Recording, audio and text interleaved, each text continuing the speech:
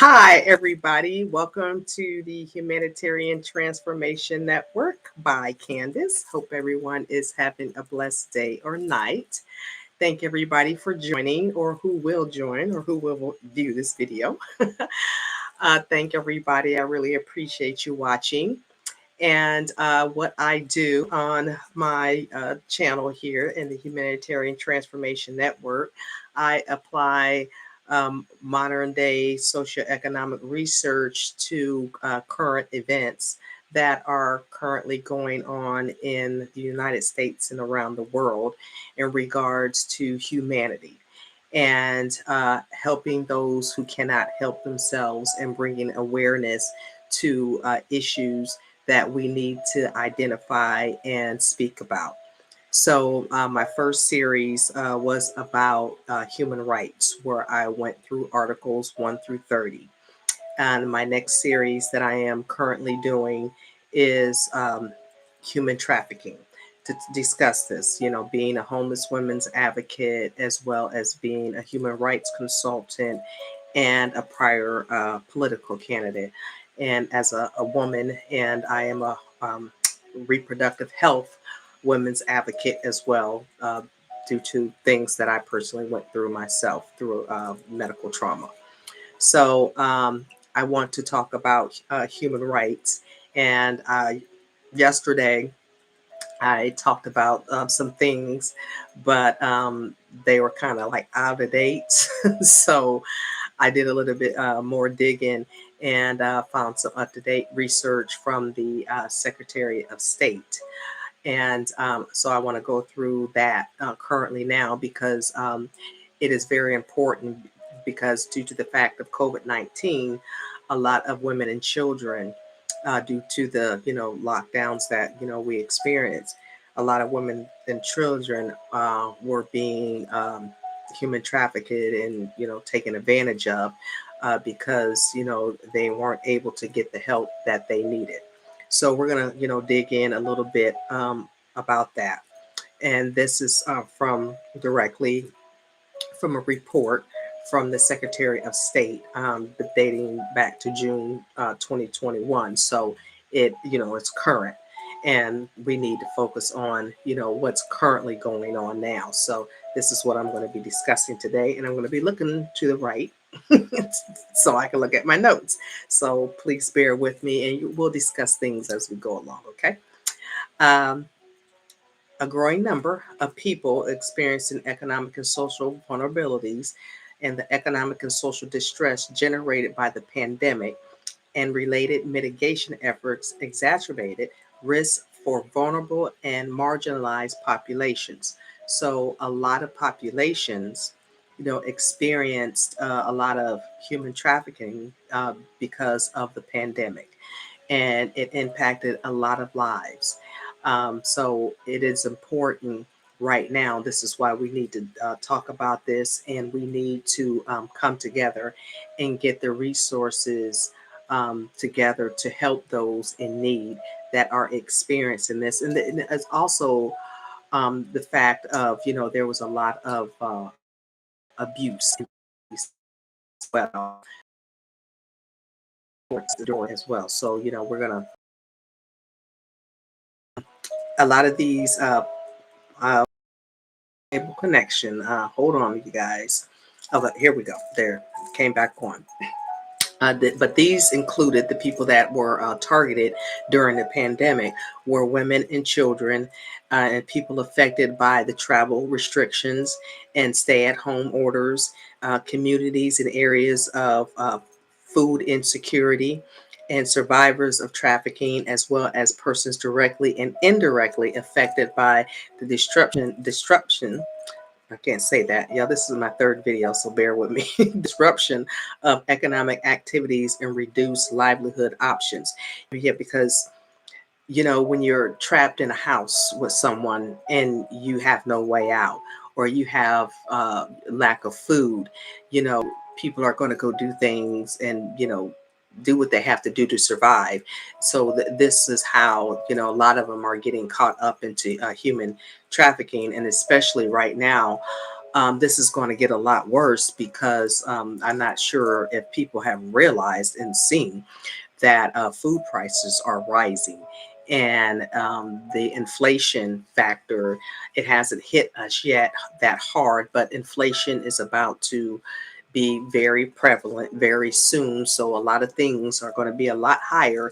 So there's going to be a lot of desperate people. So it is going to be important for people that have, like food and extra resources, they can help people get through these tough times, because there is, tough times that are ahead of us. And those who can help, we need to step up and start helping, so people won't have to go through these situations to put their lives in danger.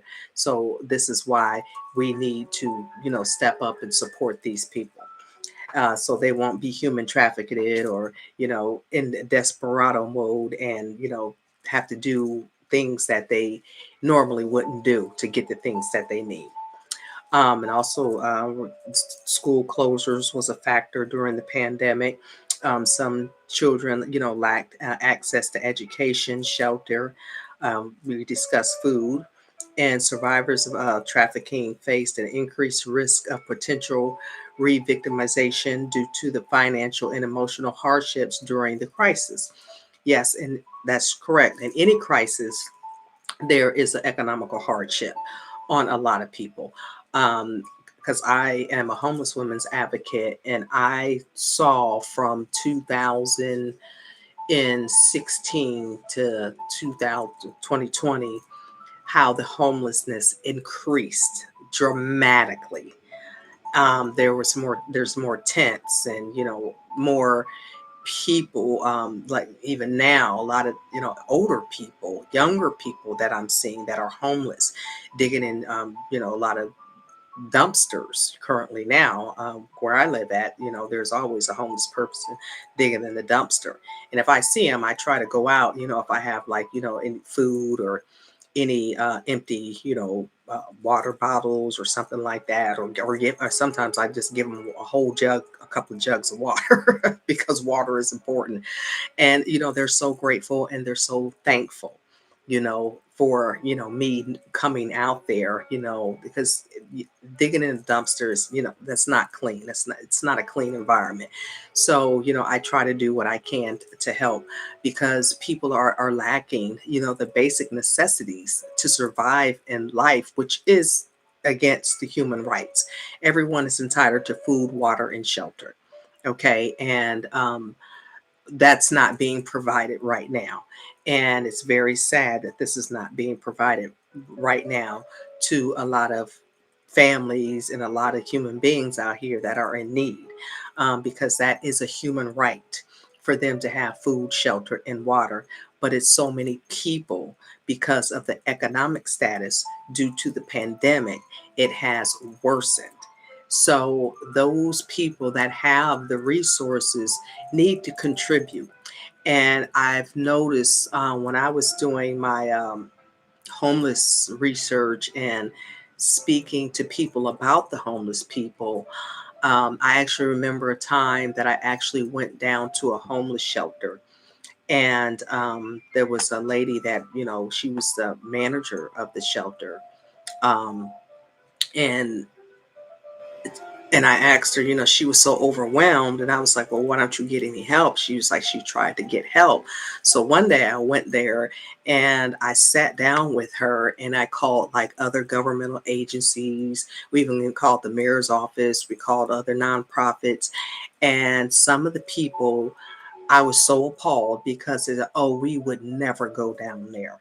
We no, we would never touch going down there. They look at homeless people as the lowest hanging fruit, that like basically a dog, a varmint, just a nasty person, and they would never step foot down on Skid Row. And I was like, that's just wrong. And these are people in power that don't and that's another thing that I never agreed with, me being a prior political candidate, because I spoke to people in Skid Row, because I wanted to hear what their stories were. And when I communicated some of the stories, a lot of people look down on this. Oh, it's their fault. They always, the people in power blame the people, and it's not the people. It's the economy, especially with the pandemic. It's the economy. This is why they don't have, the basic necessities they need: roof, food, and water, because of the pandemic. But these people in power don't want to acknowledge these people. They always say that they wanted to help, but I did not see not one of them wanting to help. And a lot of these politicians, I don't see them even going towards a homeless community. And even if they do, it's just a publicity stunt to make it look like they're really doing something. But a lot of them don't do anything. If anything, they talk down about the people and blame the people, and then call them drug addicts, and it's their policies that are ruining people. So I've been in that environment, so I understand. And I used to tell them, it's a lot of those people. You have doctors, you have lawyers, you had people that had good factory jobs. You just had people that, one young lady, um, her mother passed away, and no one taught her about, because I'm sorry, y'all, you're gonna hear my dog again tonight. Okay, she was barking last night, so I'm sorry. Shh, shh, shh, shh. He was barking again last night. Shh. Uh, my connection is going away now, so I don't know what's going on tonight. Oh, it's back. But no one told her about, how to do, how pay for house taxes and about mortgages and none of that. So when her mother passed away, her and her four children ended up homeless on the street because she lost the house. So little things like that can happen to anyone. Or if you get sick, you get an illness. A lot of people don't understand that that can happen to anybody. And you're sick and you're ill.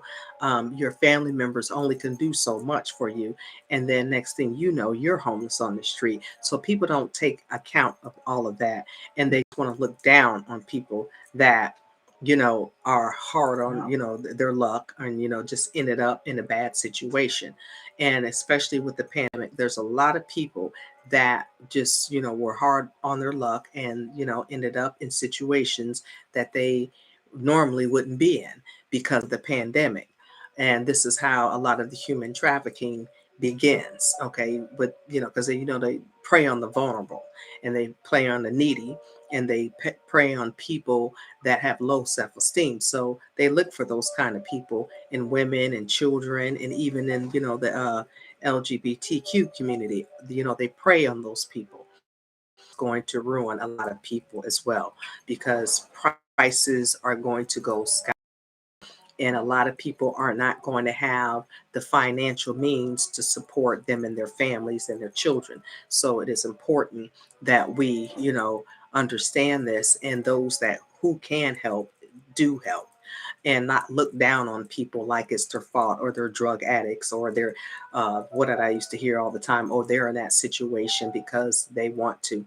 And when I met some people, homeless people, some people had been homeless for 30 years, because we have homelessness, and then we have chronic homelessness. And I can speak a lot about chronic homelessness, because that's just a long period of time. Because people have been through that I know, that went through chronic homelessness. And you do the couch surfing as long as you can, and then when you're doing couch surfing, people take advantage of people. So the little things that you do have, people will take that away from you and take advantage of you, because they know you have nowhere else to go. So these are the type of situations where human trafficking begins, because they know you don't have nowhere to go, you have nobody, and you are at their beck and call, and they feel at that point they can do anything to you. So this is how a lot of women get caught in these situations, and their children. So we need to be mindful of how we speak about homeless people, and people getting in situations to be human trafficked, because of what happened to them prior, or what put them in that situation. Okay, with that said, let me move on to the next. Okay. A survey by the Office of Secretary and Cooperation in Europe's OSCE Office for Democratic Institutions and Human Rights and UN Women highlight that almost 70% of trafficking survivors from 35 countries reported that their financial well being was heavily impacted by COVID 19. And I believe that, and I believe that number is a lot higher because what I have seen, that number is a lot higher, especially in the United States. When I see older women pushing carts, that are older, and I'm like, where is the what do you call those, the senior living facilities? How come these older women aren't placed in senior living facilities? But I know from a neighbor of mine, she's a elderly woman, and she actually she has cancer, and the rent kept increasing, and she's like, I don't know how I'm going to be able to afford this. I'm sick, and she said she contacted the a lot of the senior living facilities, and a lot of them were taken over by you know. The other foreign country people, and they were packed, and she's in the United States, so there, and she called all around, and all the senior living facilities were booked, and the waiting list was 3 to 8 years, and she said, I'll be dead by then. So she gave up. So, those type of issues are currently happening now. There's no programs for elderly. So what makes us think that there's programs out there for children and women experiencing human trafficking during the pandemic? It's very minimal, because even with public housing, I know with public housing and Section 8 housing, the waiting list for that is also up to 8 to 10 years. Who has that long to wait? 8 to 10 years to get housing. That is, you will be dead by then. You see, what I do, I put myself in these people's situations. What would I do if I, applied for resources? I tried to get help, and I know for a fact, this did happen to me. I tried to get help. And then you just keep getting the door slammed in your face, and they're telling you, oh, you have to wait we can put you on a waiting list, but it's going to be 8 to 10 years. What are you going to do within 8 to 10 years when it's you and your child? What are you going to do? How are you going to survive? And these are kind of situations that women or children are experiencing right now. And this is why they get into a lot of these human trafficking situations, and especially with the COVID-19, and, even within a natural disaster, they don't have money. They don't have a roof. They can't even, and this is how a lot of them die, because if you don't eat right, you can't bathe right, you don't have, the proper sleeping facilities, your body is going to shut down eventually. And if you're sleeping on hard concrete, because when I saw people sleeping in tents, I was like, how do they do that? As an older woman, your bones start deteriorating, and this is how a lot of them end up dead. So this is how a lot of them, they will do what they have to do, especially if they have children, to survive, and they get into these um, situations where they're sex trafficked. So this is what a lot of people aren't putting together, and they're not comprehending, because no one wants to talk about it. Everybody, you know, looks at other human beings. If they're not at your status, they look down on you. Okay, because something happened to them in their life, or they weren't able to get the resources that they needed. They're looked down upon. When it's the system and the economy and crises that have took them down to the point where they can't care for themselves properly. Luckily, it's getting a little better, but not really. Because even in the shelter situations, I met a lot of people that were in the shelters, and they basically put people in shelters, and then they treat them like they're in jail. They have, they have curfews.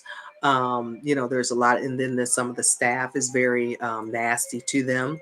They treat them like they're inhumane, and then you have all kinds of people mixed in together. You have pedophiles, you have convicted felons, you have children, women, drug addicts. So you're just putting all people in one spot, and then criminal activity occurs, rape occurs, molestation occurs, things starts happening in these shelters.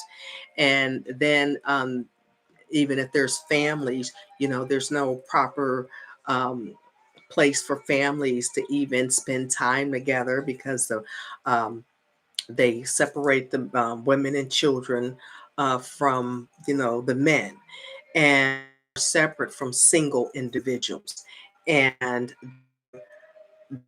rating, their husbands and wives unit.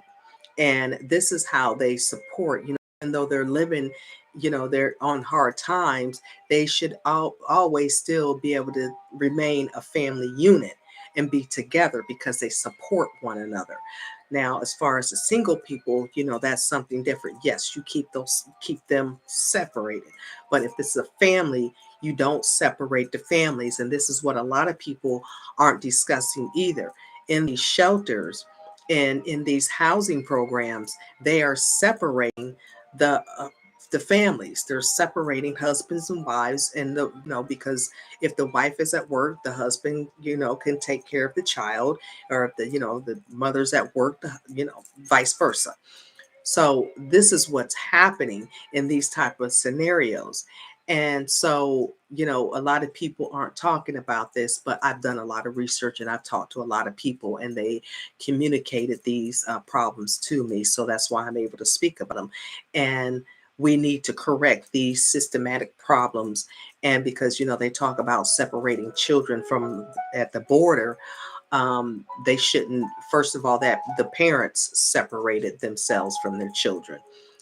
It is not the that other country's responsibility. It is the parents that separated themselves from their children, and allowing their children to be put in harm's way, to have to go through those type of uh, dangerous situations, for their child to be harmed, or not to have a family member there with them. So there's a lot of scenarios that I can talk about, but we have separation right here within the shelters, within housing situations, where they're separating the families. The family backbone is a powerful structure, and the family should be able to stay together, no matter if they are living in a poverty situation, or they're living in a shelter.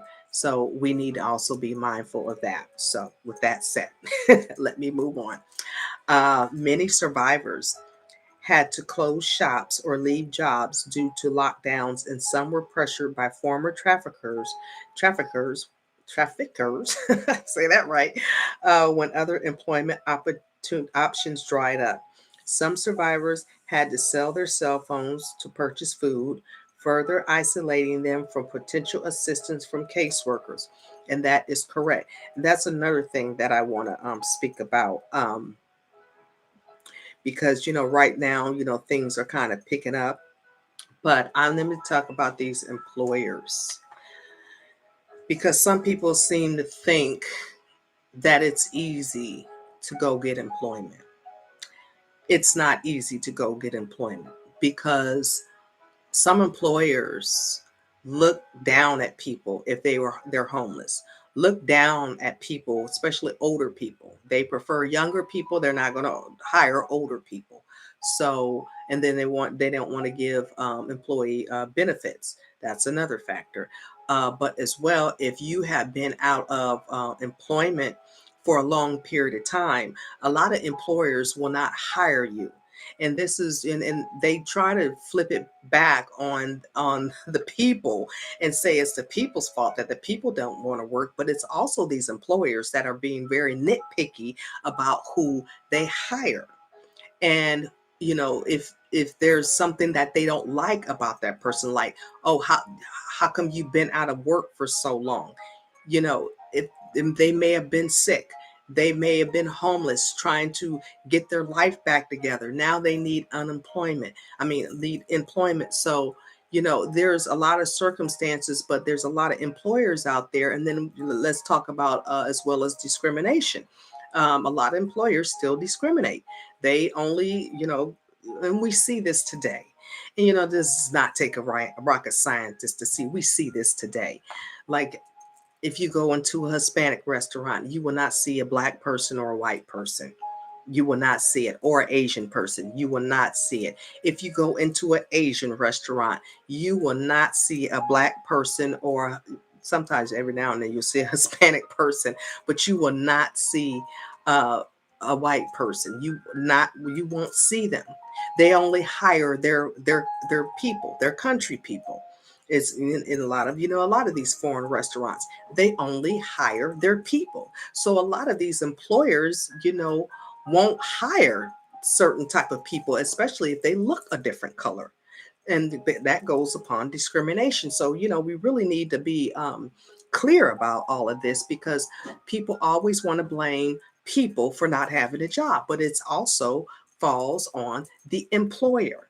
The employer does not want to hire that person because of something's wrong with them, or they won't even give them a chance to even try to work.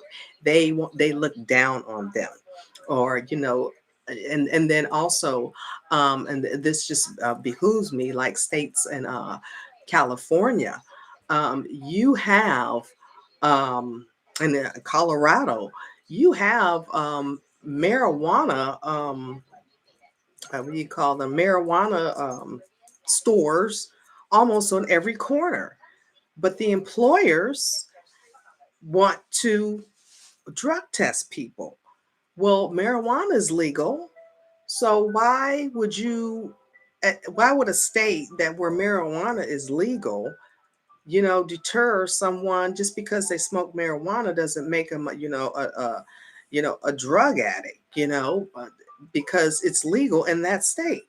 So they want to blame that person. We can't hire you because you have marijuana in the system, but there's marijuana shops on every corner. So, this stuff is like very contradictory right now. And it has to do with a lot of these employers and these systematic flaws that are going on. You can't do one thing and then blame blame somebody for the other. So, we really need to be clear on a lot of things that are going on, because they're very contradictory. And this is why people are human trafficked and put in situations that they don't want to be put into, because of the systematic failures, and even the employers. These companies just they want to hire who they want to hire, and if you don't look the par, or you don't look like the type of person to work in their establishment, because you're not of their nationality, they don't want to hire you because you don't look like them. So, and that's a problem, I guess, for the entire establishment. Or if you were out of work for some type of reason for a long period of time, that's a problem. They don't want to hire you because you've been out of work too long. So how can anyone get a chance in life when all of this is going on? And then we wonder why people are being human trafficked, because of situations like I just explained. So with that said, I am going to go on to yesterday, I mentioned that California had the highest human trafficking rate, but uh, actually, there's more. Okay, and I'm going to go down the list. Actually, Nevada, it's 7.5 per 100K that are trafficked, human trafficked in Nevada. And then we have Mississippi. In Mississippi, 4.99% per 100K are human trafficking. Florida, 4.8% per 100K is human trafficking. And these are current statistics that I'm speaking about. In Georgia, we have 3.85% of 100K that are trafficked. Ohio has 3.6484% per 100K that are trafficked. We have Delaware.